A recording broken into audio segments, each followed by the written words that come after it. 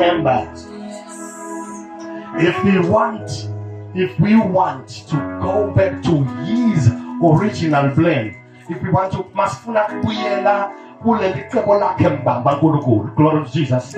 Sithinga ukuthi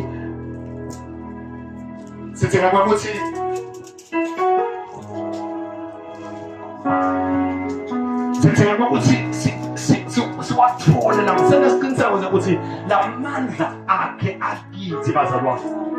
Hallelujah. Lamandla akhe siwatholile bazalwane. Praise God.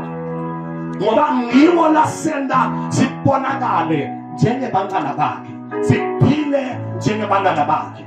Ngiwo lasenda sibe bantwana bakhe, ngiwo lasenda sibe nelufuto lwakhe lamandla akhe. Praise God. Imetamo yethu isibeke ngasikhona khona. Praise God. Amen. You have tried, praise God. But now we need not to try, but to live. Glory to Jesus. Why? Because the power Christ gives to us maketh us sikwati kuphila. Hallelujah. Siphile kungcwele, siphile kuKristu, siphile kufana naye. Somebody say power in me. Enables me to live a godly life. Emandla ankulunkulu lakini angenda ngikwati kuphila kungcwele.